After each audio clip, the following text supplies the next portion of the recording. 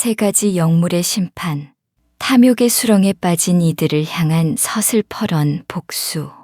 이 이야기는 옛 이야기 가운데 하나인 세 가지 기적을 얻은 형제 이야기에서 영감을 얻어 제작되었습니다. 아주 먼 옛날, 조선에서 산세가 가장 험준하기로 이름난 계룡산 자락의 이야기입니다. 그 산은 사계절 내내 안개가 자욱하고 산짐승의 울음소리가 끊이지 않는 험한 곳이었지만 그 골짜기 깊은 곳에는 도저히 믿기지 않을 만큼 거대한 기와집 한 채가 버티고 서 있었습니다. 구름조차 그 집 처마에 걸려 쉬어간다는 말이 있을 정도로 높고 웅장한 집이었죠. 그 집의 대문은 어찌나 육중한지 마치 마을 전체를 집어삼킬 듯 입을 벌리고 서 있었습니다. 담장은 끝도 없이 이어져 마을의 논밭 절반을 가로막고 있었는데 그 담장 너머에는 고을 사람들이 이름조차 함부로 부르지 못하는 최객주 최수택이 살고 있었습니다. 이 최수택이라는 자는 본래 저작거리를 떠돌며 가짜 약을 팔아 끼니를 잇던 비천한 장돌뱅이였습니다. 하지만 난리통에 관아의 서리들과 결탁하여 군포를 가로채고 극심한 기근이 들어 백성들이 피눈물을 흘리며 전답을 내놓을 때마다 쌀 몇 가마니에 그것들을 헐값으로 사들여 불을 쌓았습니다. 그렇게 쌓아 올린 재물은 남부러울 것이 없었으나 그의 내면은 여전히 먹이를 노리는 시커먼 구렁이처럼 탐욕으로 가득 차 있었습니다. 최객주는 자신의 비천한 출신을 감추기 위해 몰락한 양반의 족보를 사들여 거칠애를 했지만 그의 눈빛에는 언제나 누군가의 재산을 빼앗을 궁리만이 번들거리고 있었습니다. 그의 아내 춘하 또한 남편 못지않은 탐욕의 화신이었습니다. 그녀는 안방의 폭군으로 군림하며 종들의 밥그릇까지 가로채는 독한 여인이었지요. 춘하의 목소리는 늘 칼날처럼 날카로웠고 그녀의 시선은 집안 노비들의 작은 실수 하나도 놓치지 않고 잡아내어 매질을 일삼았습니다. 그런데 이 지옥 같은 집 안채 구석방에는 흙먼지와 물때 속에서도 고결한 빛을 잃지 않는 연꽃 같은 여인이 한 명 살고 있었습니다. 그녀의 이름은 신혜였습니다. 신혜는 본래 한양 명망 높은 사대부가 이판서 댁의 귀한 외동딸이었습니다. 고운 비단 옷에 쌓여 자수를 놓으며 금지옥엽으로 자랐던 그녀의 운명이 이토록 비참하게 뒤바뀐 것은 모두 최객주의 관계 때문이었습니다. 당시 최객주는 이판서에게 접근해 청나라와의 거대 무역 사업에 투자하면 천문학적인 부를 얻을 수 있다고 감언이설을 늘어놓았습니다. 세상 물정에 어두웠던 이판서는 전 재산은 물론 가문의 이름으로 막대한 빚까지 내어 최객주에게 맡겼으나 이는 모두 최객주가 짜놓은 판이었습니다.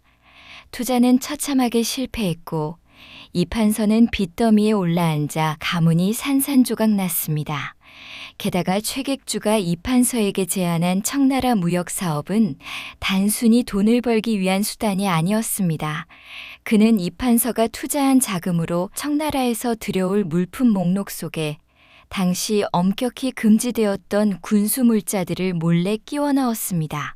이판서는 그저 귀한 비단과 약재가 들어오는 줄로만 알고 자신의 이름으로 통행증을 끊어주었으나 이는 최객주가 판놓은 거대한 함정이었습니다. 물품이 도성에 도착하자마자 최객주와 결탁한 관아의 서리들이 들이닥쳤고 이판서는 졸지에 금지된 물자를 밀반입해 사병을 기르려 한 영모자라는 누명을 쓰게 되었습니다. 투자 실패로 전 재산을 날린 것은 시작일 뿐이었습니다. 빚독촉에 시달리던 이판서에게 영모라는 무거운 죄명까지 씌워지자 그를 아끼던 조정의 인맥들도 서슬퍼런 칼날 아래 등을 돌릴 수밖에 없었습니다. 결국 이판서는 가문의 명예를 더럽혔다는 자책감과 억울한 국문 끝에 차가운 옥사에서 숨을 거두게 된 것입니다. 신혜는 아버지가 진 막대한 빚을 갚는다는 명목도 있었으나 실상은 최객주가 영모 가문의 자식은 관비가 되어야 마땅하나 내 너를 가여이 여겨 거두어주는 형식을 취하겠다며 강제로 노비 문서를 쓰게 해 자신의 집으로 끌고 온 것이었습니다. 어느 몹시도 추운 겨울 아침이었습니다. 우물가에는 살얼음이 얇게 얼어 있었고 계룡산에서 불어오는 매서운 칼바람은 여인의 얇은 저고리 틈으로 사정없이 파고들었습니다. 시내는 빨갛게 부어오른 손으로 산더미 같은 빨래를 방망이질하고 있었습니다. 얼음물에 손을 담글 때마다 뼛속까지 시린 통증이 전해졌지만 시내는 입술을 꽉 깨물고 신음 한 번 내지 않았습니다. 그때였습니다. 안채의 문이 열리며 화려한 비단 치마를 휘날리는 춘하가 걸어 나왔습니다. 춘하는 시내가 아무리 남루한 옷을 입고 우물을 치워도 사라지지 않는 그 특유의 고결한 기운을 지독하게 경멸했습니다. 춘하는 시내가 정성껏 빨아놓은 깨끗한 옷가지를 흙바닥에 발로 짓밟으며 날카롭게 소리를 질렀습니다. 양반댁 아가씨 행세는 한양에서나 하란 말이야. 시내의 맑은 눈에 이슬이 맺혔지만 그녀는 아무런 대꾸도 하지 않은 채 고개를 숙였습니다. 그리고는 짓밟힌 빨래를 다시 집어들어 차가운 우물물에 담갔습니다. 그 광경을 멀리 마구간 옆에서 지켜보며 주먹을 피가 나도록 꽉 쥐는 사내가 한 명 있었습니다. 바로 똥장군을 지며 머슴살이를 하는 사내, 영일이었습니다. 영일은 이 집에서 가장 비천하고 힘든 일을 도맡아 하는 마부였습니다. 늘 먼지를 뒤집어 쓰고 헝클어진 머리를 하고 있었지만 그의 눈빛만큼은 여느 머슴들과 달리 깊고 서늘했습니다. 사실 영일도 시내만큼이나 기구한 운명을 타고난 사내였습니다. 그는 10년 전 가문이 영모로 몰려 멸문지화를 당할 때 구사일생으로 살아남은 박대감의 외아들로 알려져 있었지요. 시내의 아버지 이판서와 영일의 아버지 박대감은 아주 막역한 사이로 영일과 시내가 16이 되거든 두 사람을 혼인시키기로 약조한 사이였습니다. 그러나 이판서가 최객주의 간계에 휘말려 투자 실패로 가문이 무너지던 때에 박대감 역시 평생의 친우인 이판서의 결백을 주장하며 그를 비호하다가 권력가들의 눈밖에 나 영모의 죄를 함께 뒤집어 쓰고 옥살이를 하다가 숨을 거두고 말았습니다. 당시 박대감은 관가에 끌려가기 직전 어린 영일에게 낡은 은장도 하나를 건네며 신신당부했습니다. 이 칼을 절대 잃어버리지 말거라. 필요한 순간이 분명 있을 게다. 영일은 그 유언을 가슴 깊이 새기고 오직 가문의 원수를 갚고 정원자였던 시내를 구하겠다는 일념 하나로 이 험한 머슴살이를 견뎌내고 있었습니다. 영일은 매일 밤 마구간의 차가운 흙바닥에 누워 시내를 생각했습니다. 두 사람은 어린 시절 한양의 꽃피는 정원에서 함께 놀며 미래를 약속하던 사이였습니다. 영일은 매년 봄이면 담벼락 너머로 시내가 가장 좋아하던 능소와 가지를 꺾어 던져주곤 했지요. 하지만 이제 두 사람은 원수의 집 마당에서 서로를 아는 척조차 할 수 없는 처지가 되었습니다. 하루는 시내가 빨래터에서 얼어붙은 손을 비비며 호쩌고리 차림으로 떨고 있을 때였습니다. 춘하의 매서운 눈길을 피해 마구간 청소를 하던 영일이 시내의 곁을 지나가며 슬쩍 발치에 낡은 헝겊 뭉치 하나를 떨어뜨렸습니다.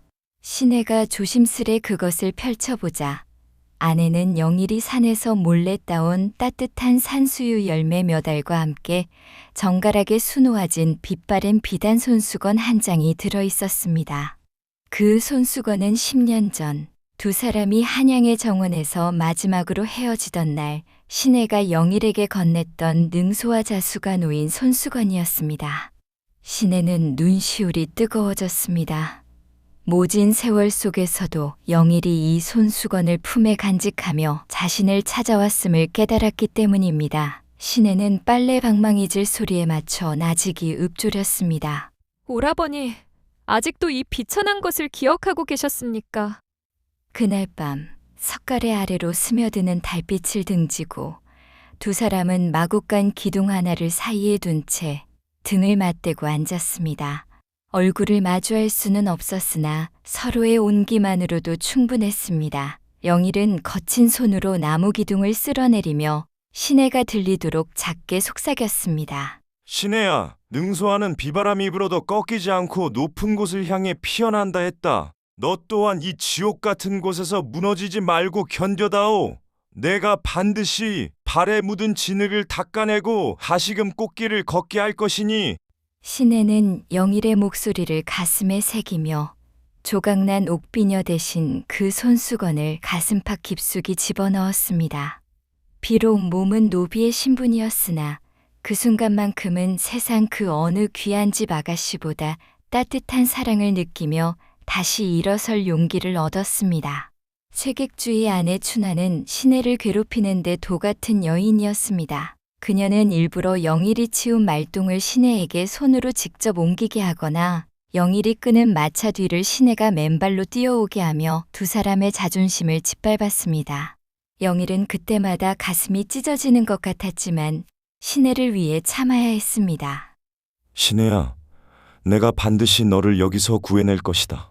하지만 최객주의 탐욕은 이제 두 사람의 인내심을 한계까지 몰아넣으려 하고 있었습니다. 최객주는 재물을 넘어 고을 사또인 정치수와 결탁하여 계룡산의 금광채굴권까지 손에 넣으려는 야욕을 부리고 있었습니다.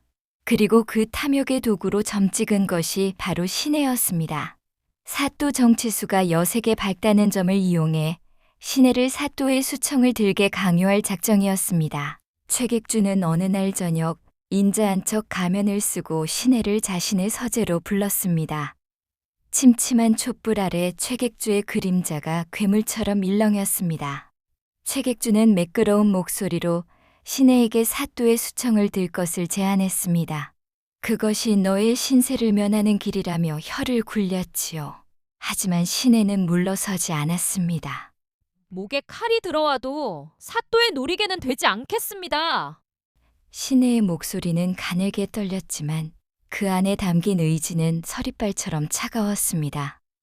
가식적인 미소를 유지하던 최객주의 얼굴이 순식간에 악마처럼 일그러졌습니다. 그는 밖으로 소리를 질러 하인들을 불러들였습니다. 신혜는 그 길로 집안 가장 깊숙하고 어두운 광 속에 갇히게 되었습니다. 그곳은 쥐들이 들끓고 한기가 뼛속까지 스미는 장소였습니다.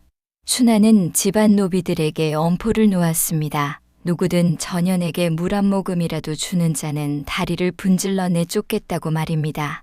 신혜는 칠흑 같은 어둠 속에서 가만히 위에 몸을 웅크렸습니다. 배고픔과 추위보다 무서운 것은 인간에 대한 환멸이었습니다. 하지만 그 절망의 구렁텅이에서도 그녀를 붙들어준 것은 광의 작은 틈새로 들려오는 익숙한 발소리였습니다. 영일은 밤마다 감시의 눈길을 피해 광 뒤편으로 다가왔습니다. 그는 자신이 먹을 몫의 거친 보리밥을 둥글게 뭉쳐 보자기 속에 싸서 창살 틈으로 정성스레 밀어넣었습니다. 신혜야, 살아야 한다. 제발 삶의 끈을 놓지 말아다오. 신혜는 차가운 벽에 뺨을 대고 소리 없이 울었습니다. 영일의 낮은 목소리가 벽을 타고 신혜의 귓가에 닿을 때마다 그녀는 100번을 다시 죽어도 견뎌낼 수 있다는 용기를 얻었습니다. 하지만 춘하의 악랄함은 여기서 멈추지 않았습니다. 신혜가 광 속에서도 끝내 굴복하지 않자 춘하는 정월 대보름의 혹독한 추위를 이용해 신혜를 영원히 제거할 무서운 음모를 꾸몄습니다. 정월 대보름이 밝았으나 계룡산의 하늘은 축복 대신 저주를 내릴 듯 낮게 내려앉았습니다. 집채만한 먹구름이 산봉우리를 집어삼켰고 금방이라도 세상을 얼려버릴 듯한 서람풍이 몰아치기 시작했지요. 춘하는 광 속에 갇혀 초췌해진 신혜를 마당으로 끌어냈습니다. 신혜의 안색은 이미 종이장처럼 창백했고 제대로 서 있지도 못할 만큼 기력이 쇠한 상태였습니다. 춘하는 그런 신혜의 가녀린 어깨를 거칠게 밀치며 독설을 내뱉었습니다. 오늘 밤 계룡산 상봉의 고사목 아래서 우리 집안의 번영을 빌고 오너라. 해가 뜨기 전에 내려오거나 빈손으로 돌아온다면 뒤를 봐주던 저 마당새놈의 목숨은 없을 줄 알아라. 춘하의 눈에는 살기가 가득했습니다. 그것은 명백한 죽음의 행군이었습니다. 신혜는 떨리는 몸을 일으켜 세웠습니다. 자신의 목숨보다 영일이 위험하다는 말에 가슴이 철렁 내려앉았기 때문입니다.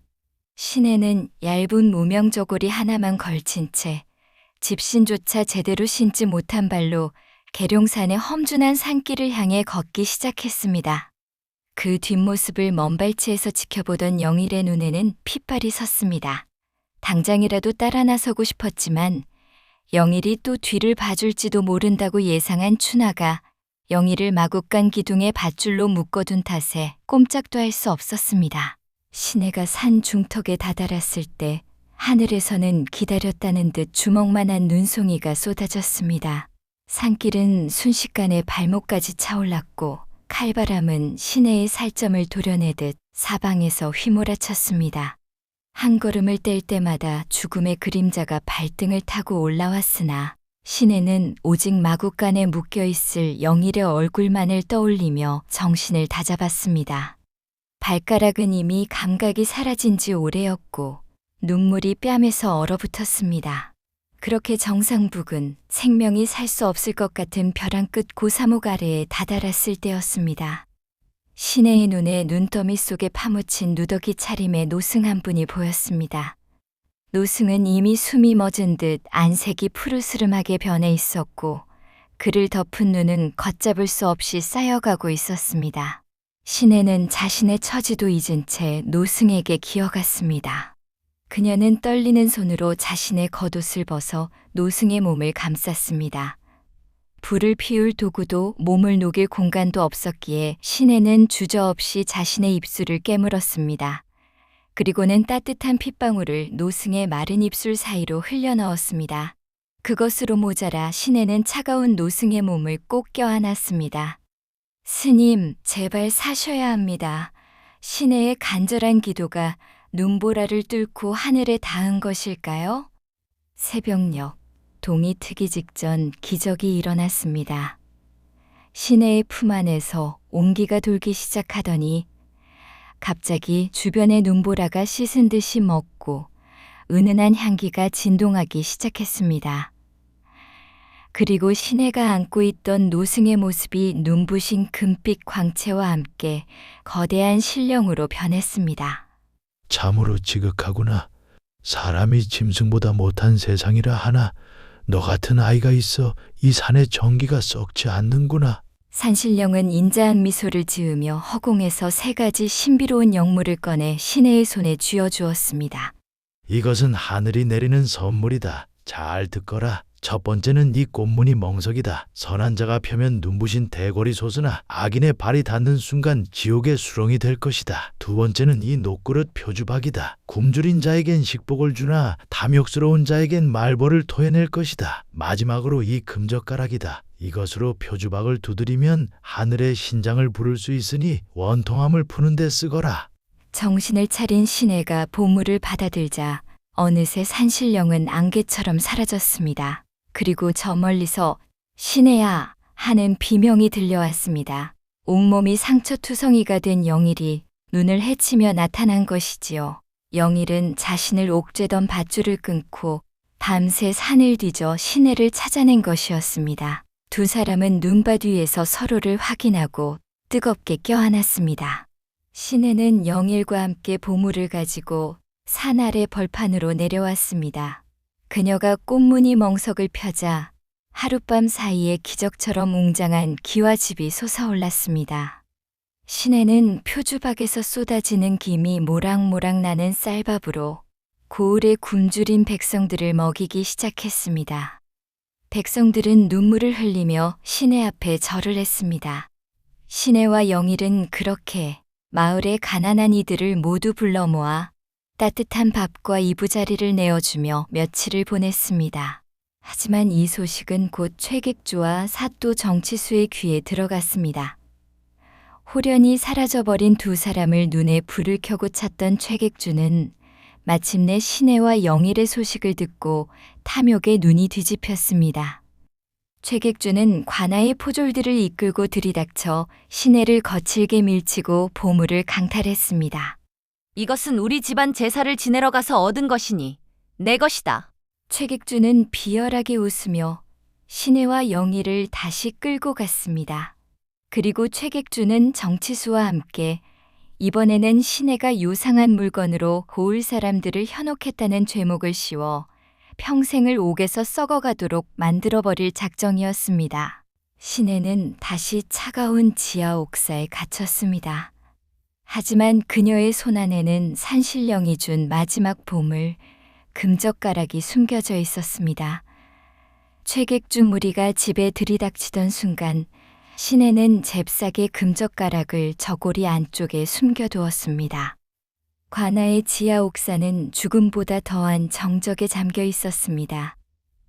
벽에서는 축축한 물기가 배어나오고 바닥에는 썩은 집더미만이 굴러다녔지요. 신혜와 영일은 두꺼운 돌벽 하나를 사이에 두고 각각 다른 방에 갇혔습니다. 최객주와 정치수는 내일 아침 해가 뜨자마자 두 사람을 처형하기로 작정했습니다. 보물을 독차지할 생각에 두 사람은 탐욕스러운 미소를 지었습니다. 영일은 창살을 붙잡고 피눈물을 흘렸습니다. 옆방에서 들려오는 신혜의 가녀린 기침 소리가 들릴 때마다 그의 심장은 날카로운 칼에 베이는 듯 했습니다. 신혜야, 미안하다. 이 못난 놈 때문에 네가 또 이런 수초를 겪는구나. 영일은 절망하며 품속 깊이 간직해온 은장도를 꺼내들었습니다. 10년 전 자신을 키워준 박대감이 숨을 거두며 건네준 유일한 유품이었지요. 영일은 이 칼로 자신의 심장을 찔러서라도 이 고통을 끝내고 싶었습니다. 그런데 그때였습니다. 옥사 천장의 작은 틈새로 스며든 푸르스름한 달빛이 은장도의 칼날을 비추었습니다. 그 서슬퍼런 칼날 깊숙한 곳에 평소에는 보이지 않던 은밀한 무늬가 빛을 내며 떠오르기 시작했습니다. 그것은 흔한 양반가의 문장이 아니었습니다. 구름 속에서 승천하는 찬란한 황룡의 문양과 함께 이석이라는 두 글자가 선명하게 드러났습니다. 영일은 온몸에 소름이 돋았습니다. 이석이라는 이름은 왕가의 핏줄이 아니고서야 쓸 수 없는 이름이었기 때문입니다. 영일은 어째서 자신의 칼에 이런 이름이 새겨져 있는지 생각하려 애썼습니다. 그 순간 영일의 머릿속에서 안개처럼 흩어져 있던 어린 시절의 기억들이 폭풍처럼 몰아쳤습니다. 너무도 어린 나이에 겪었던 사건의 깊은 충격으로 인해 오랜 기간 저편에 묻어두었던 영일의 기억이 절체절명의 순간에 보물처럼 터져나왔습니다. 영일이 이제 막 7살이 되었던 해의 어느 밤, 영일이 거처하는 대궐은 불길에 휩싸여 있었지요. 임금의 외척 세력은 어린 대군을 제거하고 권력을 독점하기 위해 군사들을 풀어 금이영을 도륙했습니다. 대군의 스승이자 충신이었던 박대감은 불타는 동궁전으로 뛰어들어 대군을 품에 안았습니다. 하지만 성문을 빠져나가기 직전 추격대들의 화살이 박대감의 등을 향해 쏟아졌습니다. 그 절체절명의 순간 박대감의 친아들이었던 진짜 영일이 아버지를 대신해 화살을 맞고 쓰러졌습니다. 박대감은 피를 흘리며 죽어가는 아들을 차가운 성벽 아래 묻어야만 했습니다. 슬퍼할 겨를도 없이 그는 대군을 등에 업고 어둠 속을 달렸습니다. 마마, 오늘부터 마마는 제 아들 영일입니다. 죽은 제 아들이 마마의 이름 뒤에 숨어 마마를 지켜줄 것이니 부디 숨을 죽이고 살아남으셔야 합니다. 박대감은 추격자들을 따돌리기 위해 대군이 죽었다는 가짜 묘비까지 세우며 세상의 눈을 속였습니다. 그는 자신의 친아들을 잃은 자리에 대군을 앉히고 그를 지키기 위해 평생을 대군의 아버지 역할을 자처하며 대군을 훈육했던 것입니다. 때로는 매정할 정도로 엄하게 다그쳤던 것은 혹여나 아이의 몸짓에서 왕족의 기품이 새어나와 정체가 탄로날까 두려웠기 때문이었지요. 영일은 마침내 깨달았습니다. 박대감이 건넸던 은장도는 단순히 가문의 유품이 아니라 자신의 아들을 제물로 바쳐 대군을 살려낸 한 충신의 피 맺힌 충성심이자 반드시 살아남아 종묘사직을 바로잡으라는 무거운 유언이었음을 말입니다. 아버님, 저를 살리기 위해 아드님의 이름도 무덤도 아버님의 평생도 다 내어주셨던 것입니까? 영일의 눈에서 흐르는 눈물은 더 이상 마부의 서러움이 아니었습니다. 그것은 죽은 박대감의 아들과 자신의 가문을 도륙낸 자들을 향한 처절한 복수의 서막이자 잃어버린 자신의 이름을 되찾겠다는 왕족의 선포였습니다. 그때였습니다. 대문이 부서질 듯 열리며 수백 명의 철갑기병과 금부도사가 폭풍처럼 들이닥쳤습니다. 최객주는 영일이 무슨 대역죄라도 지어 군사들이 온 줄 알고 비열하게 웃으며 앞장섰습니다. 나리, 저기 저놈입니다. 요망한 계집과 짜고 보물을 훔친 놈이 저기 있나이다. 하지만 금부도사는 최객주의 뺨을 후려치고는 영일이 갇힌 옥사 앞으로 달려가 무릎을 꿇었습니다. 수백 명의 군사가 일제히 바닥에 머리를 조아리자 관아 마당이 진동했습니다. 대군마마, 소신들, 이제야 마마를 뵙나이다. 이제 전하의 명을 받들어 마마를 모시러 왔나이다. 영일은 떨리는 손으로 옥사 문을 열고 걸어 나왔습니다. 그는 더 이상 마부 영일이 아니었습니다. 그는 이 나라 왕실의 고귀한 핏줄 희성대군이었습니다. 대군은 금부도사가 받들어 올린 남색 관복을 걸쳤습니다. 가슴팍에 황금용이 서슬퍼런 기운을 내뿜자 최객주와 사또는 넋이 나간 듯 바닥을 기며 살려달라고 울부짖었습니다. 하지만 희성대군의 머릿속에는 오직 옆방에 갇힌 시내밖에 생각이 나지 않았습니다. 그는 직접 옥사문을 부수고 들어가 시내를 안아 올렸습니다. 시내야, 이제 됐다. 이제 그 누구도 너를 건드리지 못할 것이다. 대군은 시내의 창백한 얼굴을 어루만지며 최객주와 사또를 향해 서늘한 명령을 내렸습니다. 저들을 끌어내어 마당에 굴려라. 그리고 저자들이 이 여인에게서 빼앗아간 보물들을 가져오너라. 탐욕의 끝이 무엇인지 오늘 이 자리에서 하늘의 심판을 보게 하리라. 대군은 시내의 손에 산신령이 주었던 금젓가락을 쥐어주었습니다. 10년간 흙먼지 속에서 서로를 지켜온 두 사람의 고통이 이제 거대한 응징의 파도가 되어 악인들을 향해 쏟아지려 하고 있었습니다. 마당에는 서슬퍼런 정적이 감돌았습니다. 희성이 시내의 곁을 든든히 지키고 섰고 그 앞에는 사시나무 떨듯 떠는 최객주와 사또 정치수가 납작 엎드려 있었습니다. 시내는 차분하지만 단호한 걸음으로 그들이 강탈해 갔던 보물들 앞으로 다가갔습니다. 최객주는 그 와중에도 보물에 대한 미련을 버리지 못하고 외쳤습니다. 마마, 저 보물은 제 손에 있을 때 대궐이 솟았나이다. 제게 한 번만 기회를 주소서. 그 추악한 변명이 끝나기도 전에 시내가 품 안에서 금젓가락을 높이 치켜들었습니다. 당신들이 있어 마땅한 탐욕으로 득식을 대는 무간지옥으로 돌아가십시오. 시내가 뼈젓가락으로 녹그릇 표주박의 가장자리를 세차게 내리쳤습니다. 날카로운 금소금이 계룡산의 정적을 깨부수며 사방으로 퍼져나갔습니다. 그 순간 기적이 아니라 재앙이 시작되었습니다. 사또와 최객주 그리고 춘화가 탐욕스럽게 밟고 서 있던 꽃무늬 멍석이 순식간에 시커먼 수렁으로 변해버린 것입니다. 눈부시던 기와집 환상은 온데간데 없고 발을 빼려 하면 할수록 몸은 더 깊이 잠겨 들어가는 끈적한 지옥의 늪이 그들을 집어삼키기 시작했습니다. 그들이 울부짖으며 손을 뻗었으나 이번에는 표주박에서 향기로운 술 대신 수만 마리의 독한 말벌과 오물이 분수처럼 쏟아져 나왔습니다. 그것은 최객주가 가로챘던 백성들의 피눈물이었고 춘화가 노비들에게 뿌렸던 악독한 매질의 대가였습니다. 말벌떼는 탐욕에 찌든 악인들의 살점을 파고들었고 그들이 평생 모은 재물들은 순식간에 썩은 흙으로 변해 늪속으로 가라앉았습니다. 희성대군은 그 아수라장을 차가운 눈으로 바라보다가 마침내 군사들에게 명했습니다. 저들을 끌어내어 엄중히 국법으로 다스려라. 최객주의 집안 재산은 모두 몰수하여 굶주린 백성들에게 돌려주어라. 심판은 끝이 났습니다. 하지만 진짜 난관은 그 다음부터였습니다. 희성대군이 복권되어 한양으로 입성한다는 소식이 전해지자 조정의 공기는 다시 차갑게 식어갔습니다. 외척들의 잔당과 보수적인 대신들은 시내의 신분을 문제 삼으며 대궐 앞에 엎드려 통곡했지요. 전하, 노비 출신의 여인을 대군비로 맞는 것은 조종조의 법도를 무너뜨리는 일입니다. 부디 그 여인을 외치소서. 대신들의 상소문이 산처럼 쌓여갔습니다. 이제 막 보위에 오른 임금 또한 동생의 사랑을 알면서도 법도의 엄중함 앞에 고심이 깊었습니다. 그때였습니다. 희성대군은 화려한 침소를 마다하고 거친 거적대기를 깔아 대궐마당에 엎드렸습니다. 그녀가 천하다면 그녀를 사랑한 저 또한 천한 머슴일 뿐입니다.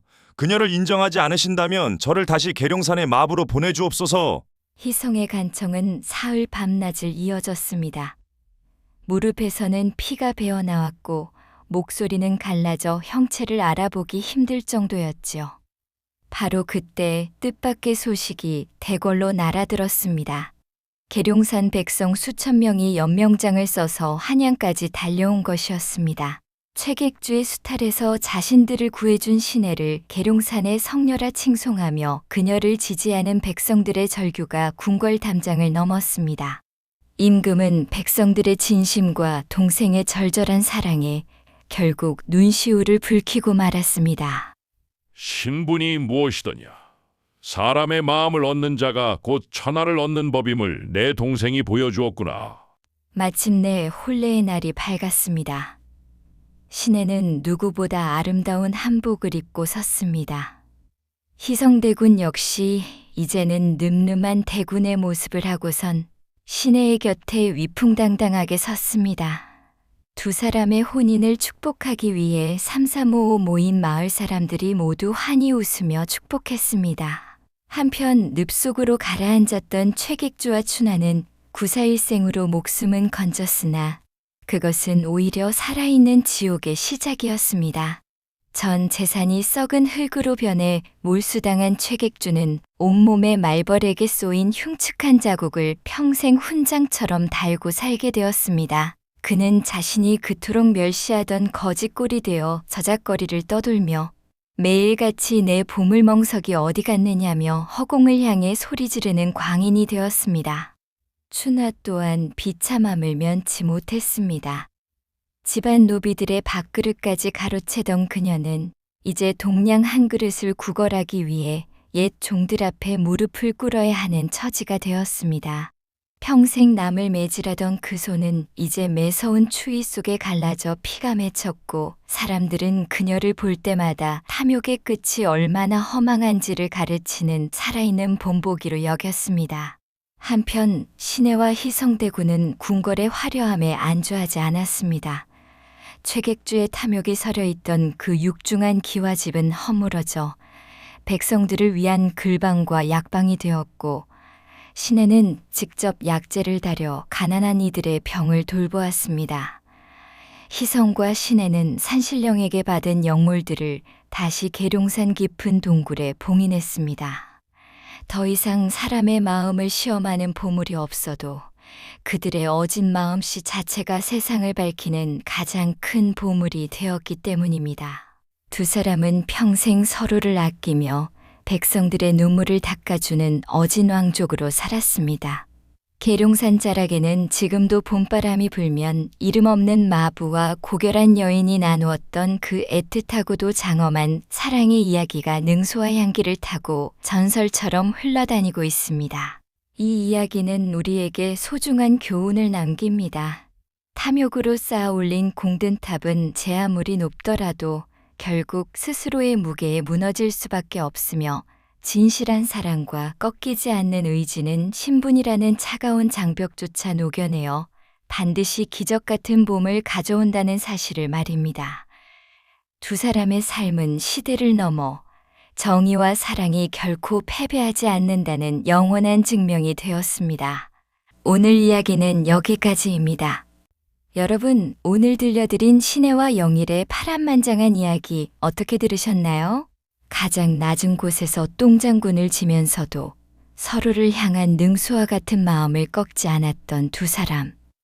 그리고 제 아무리 높은 기와집을 짓고 살았어도 결국 스스로 만든 탐욕의 수렁에 빠져버린 최객주와 춘하의 최후를 보며 우리는 무엇을 느낄 수 있을까요?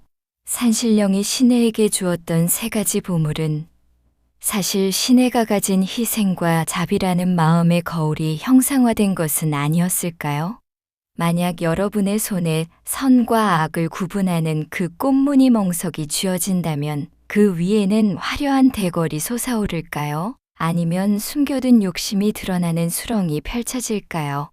비바람 속에서도 높은 곳을 향해 피어나는 능소화처럼 여러분의 삶에도 어떤 시련이 닥치든 결코 변치 않는 나만의 은장도와 진심이 있으신지 묻고 싶습니다.